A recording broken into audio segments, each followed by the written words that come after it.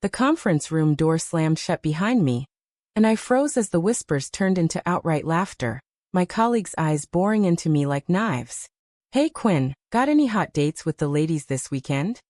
Mark sneered from across the table, his voice dripping with mock curiosity that made my stomach churn. I clenched my fists under the desk, forcing a smile that felt like glass shattering inside. Knowing this daily ritual of mockery was just the beginning of another hellish day at Apex Marketing. Why did I even bother coming in? Every morning the same routine. Arrive early to avoid the stares, bury myself in spreadsheets, pretend the snide comments about my lifestyle didn't slice through me. But today felt heavier, the weight of last night's argument with my parents still pressing on my chest. "Quinn, when are you going to grow out of this phase?" Mom had pleaded over the phone, her voice cracking with disappointment that echoed years of unspoken expectations. Dad hadn't even spoken. His silence was louder than any words. I stared at my laptop screen, the campaign data blurring as tears threatened to spill. Was it worth it? Hiding who I was just to keep a job that chipped away at my soul? Reagan walked in then, her presence like a sudden breeze cutting through the stale air. She was the new account manager, transferred from the Chicago branch 2 months ago, with that effortless confidence that made heads turn. Not just because she was stunning, but because she owned every room she entered. Her short blonde hair framed her sharp features, and today she wore a red dress that screamed power without trying too hard. Our eyes met briefly, a flicker of something unspoken passing between us, but I looked away quickly. No one knew about the late-night texts, the stolen coffee breaks where we'd talk about everything except work. She was straight, or so everyone assumed, married to some guy in finance. But those conversations felt real, charged with an undercurrent I couldn't ignore. The meeting dragged on, presentations on client pitches that I barely registered. My mind wandered to how it all started. The office gossip mill churning after someone spotted me at a Pride event last year. "Quinn's one of those," they'd say, as if it were a punchline. It escalated from there. Altered photos on the shared drive, accidental emails with anti-LGBT articles. HR dismissed my complaints as office banter. I thought about quitting 100 times, but the bills piled up, and starting over at 28 terrified me. What if every workplace was the same? What if I was doomed to this isolation? Reagan spoke up during the Q&A, her voice steady as she challenged Mark's half-baked idea. "That's not going to fly with the demographics we're targeting," she said, her tone leaving no room for argument. He bristled, but she held her ground, and for a moment the room shifted. I admired her from afar, wondering if she saw the real me beneath the facade. After the meeting, she caught me in the hallway. "Hey Quinn, want to grab lunch? I could use a break from these idiots." Her smile was genuine, but I hesitated. Getting closer meant risking more exposure, more pain. Yet something in her eyes pulled me in, whispering that maybe, just maybe, I wasn't as alone as I felt. As we sat in the cafe across the street, the conversation flowed easily: books, movies, the absurdity of corporate life. But then she leaned in, her expression serious. "I've noticed how they treat you. It's not right." My heart raced. No one had acknowledged it before. I brushed it off with a laugh, but inside, turmoil brewed. Why her? Why now? Was this pity, or something more? The doubt gnawed at me, a constant companion in my fractured world. Back at the office, the afternoon blurred into emails and deadlines, but her words lingered, a spark in the darkness. Little did I know, that spark would ignite a firestorm. By evening, exhaustion hit hard. Driving home to my small apartment in Seattle, I replayed the day. The mockery, the isolation, it was eroding me. I thought about Reagan again, her kindness a rare light. But attachments were dangerous. They'd led to heartbreak before. My ex Sarah had bailed when things got real, citing too much drama. Was I setting myself up for more? The phone buzzed, a text from Reagan. "Thinking about our chat. Let's do it again soon." I stared at the screen, fingers hovering. Reply or retreat? The choice felt monumental. A step toward vulnerability I wasn't sure I could afford. That night, sleep evaded me. Memories flooded. Coming out to my family at 20, the tears, the arguments. "It's a choice, Quinn," Dad had said, his face etched with betrayal. Mom tried to mediate, but her own biases shone through. What will the neighbors think? Society's weight pressed down. amplified by the office's cruelty. I wondered if change was possible, or if I'd forever be the outsider. Reagan's message glowed in the dark, a beacon of potential alliance. But alliances could shatter, leaving deeper scars. As dawn broke, I decided to respond, unaware that this simple act would unravel everything. The next week blurred into a haze of meetings and muted interactions, but Reagan became a constant. We'd meet for coffee before work, her laughter cutting through my defenses like sunlight through clouds. "Tell me about your weekend," she'd say, her blue eyes locking onto mine with an intensity that made my pulse quicken. I shared bits and pieces, hiking trails, indie films, careful not to reveal too much. Inside, conflict raged. Was this friendship, or was I reading into it? Her wedding ring glinted under the fluorescent lights, a reminder of boundaries I dared not cross. One afternoon, as we worked late on a project, the office empty except for us, she opened up. "My marriage isn't what it seems," she confessed, staring at her hands. "Chris and I were more roommates than anything." My breath caught. This was territory I hadn't expected. Sympathy welled up, mixed with a forbidden hope. "I'm sorry," I murmured, but my mind screamed questions. Why tell me? Did she sense my feelings, or was I projecting? The air thickened with unspoken words, and for a moment, our hands brushed, electric charged. I pulled back, heart pounding. This was dangerous. Office romances were forbidden, let alone with someone presumably straight. Guilt twisted inside me. What about her husband? What about the ethics of it all? I lay awake that night, dissecting every glance, every word. Society preached fidelity, but what if the heart pulled elsewhere? My own past haunted me. Sarah's abandonment when my family rejected us. "I can't handle the pressure," she'd said, leaving me to pick up the pieces. Now with Reagan, the stakes felt higher. Exposure could cost jobs, reputations. Yet the pull was undeniable, a magnetic force drawing me in despite the warnings blaring in my head. Family dinner that weekend amplified the turmoil. Mom's house in the suburbs felt like a time warp, photos of my normal childhood lining the walls. "Any boyfriends yet?" Aunt Linda asked, her smile innocent but piercing. I forced a chuckle, but inside rage simmered. Why couldn't they accept me? Dad avoided eye contact, his disapproval a silent storm. Later, alone with Mom, I broached it. "I'm happy as I am," I said, voice trembling. She sighed. "We just want what's best, Quinn. This path, it's hard." Her words echoed societal biases, the expectation of conformity crushing my spirit. Driving back, tears streamed. The weight of their love, conditional as it was, broke me anew. Reagan texted, "Miss our talks. Dinner tomorrow." I agreed, against better judgment. At the Italian place downtown, conversation deepened. She spoke of her doubts, her unfulfilled dreams. I married young, thought it was the right thing. Her vulnerability mirrored mine, forging a bond that terrified and thrilled. As we walked out, our shoulders brushed, and she didn't pull away. "Quinn, you're the only one who gets me," she whispered. My heart soared, but doubt crashed in. Was this real, or a rebound? The moral quandary gnawed. Encouraging this could destroy her life, mine. Yet, denying it felt like suffocating my truth. Back at work, the mockery intensified.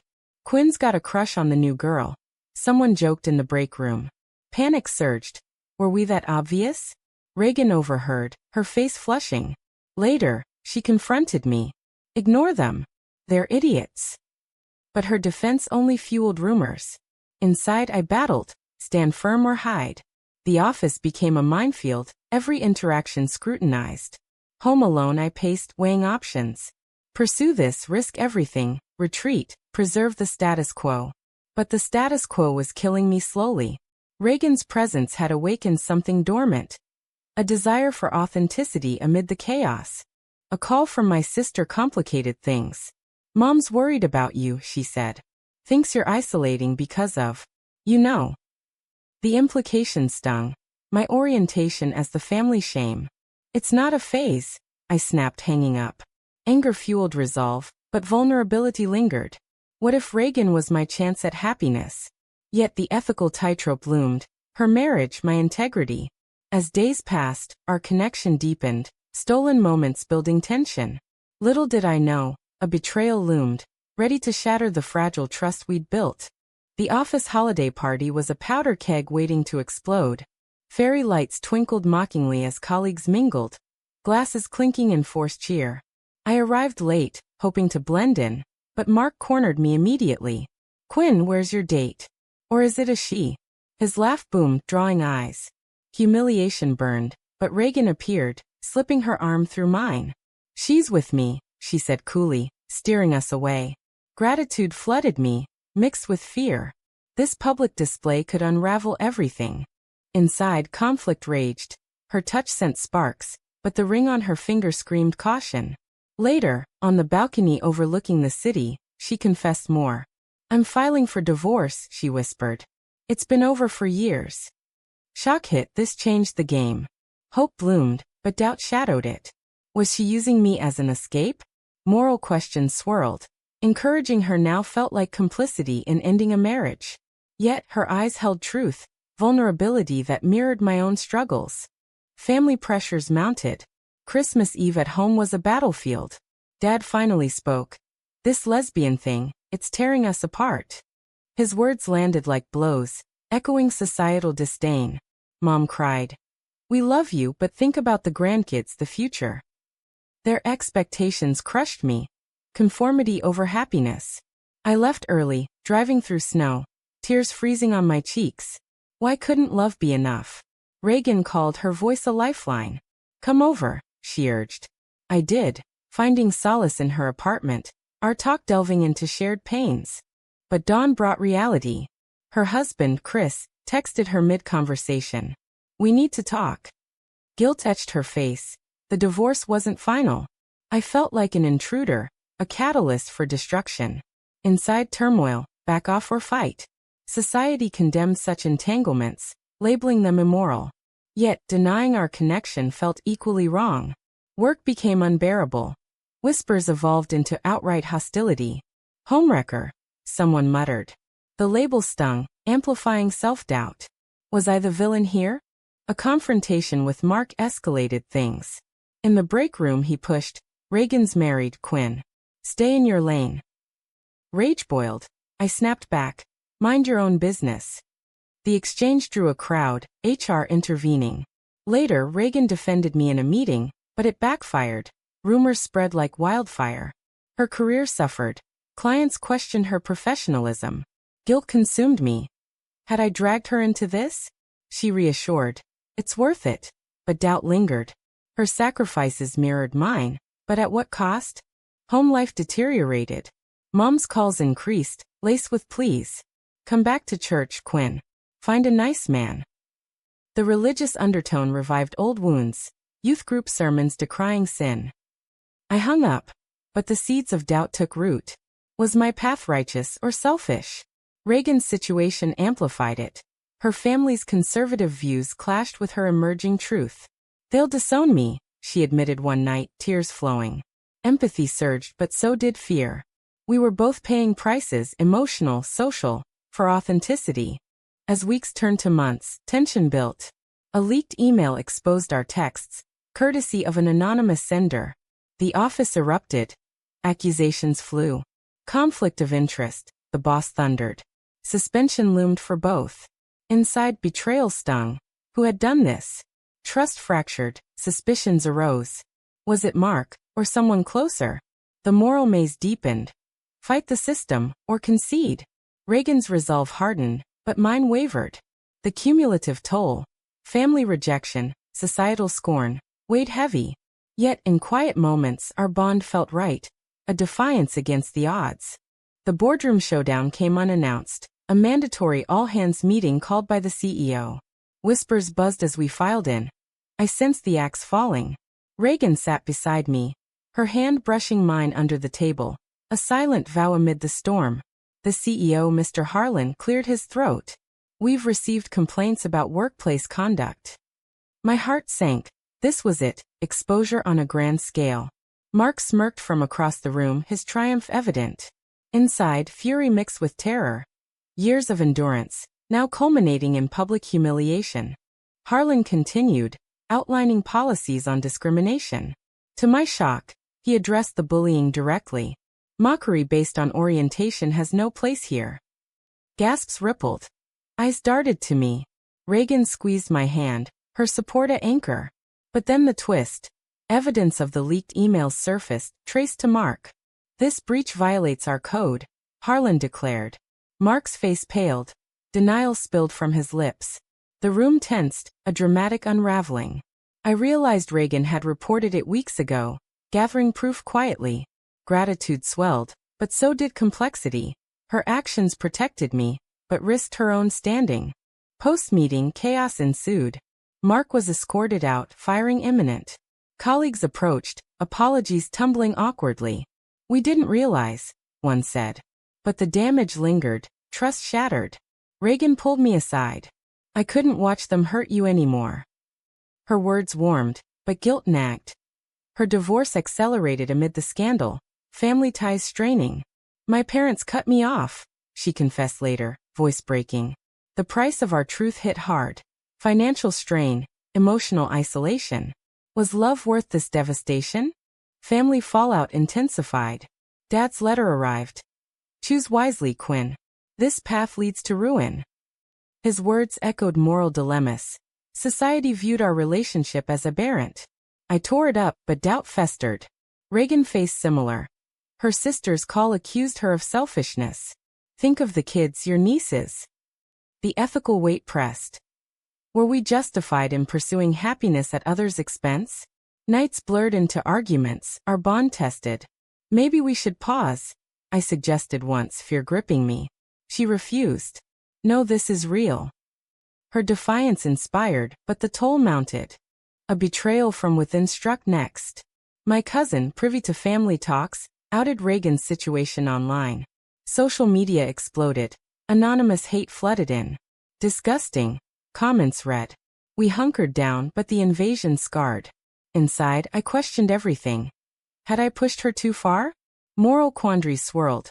Privacy violated, lives upended. Reagan's resolve cracked. What if they're right? She whispered. Doubt infected us. A poison from societal judgment. Yet, in vulnerability we clung tighter, decisions forging ahead despite the pain. Work stabilized somewhat, but scars remained. Promotions delayed, whispers persisted. Reagan's divorce finalized amid acrimony. Chris's bitterness spilled publicly. She left for a woman, he ranted to mutual friends. The label homewrecker haunted me anew. Guilt consumed. Had my presence catalyzed this? Ethical debates raged internally. Was love selfish if it harmed others? Family visits ceased, mom's silence deafening. The cumulative damage forced reflection. Sacrifices for authenticity, but at what limit? As climax built, a final confrontation loomed. Reagan's family intervened, a surprise visit demanding she come to her senses. Tears flowed, accusations flew. This isn't you, her mother pleaded. I watched from afar, heartbreaking. Her choice, us or them. Tension peaked, the air thick with drama.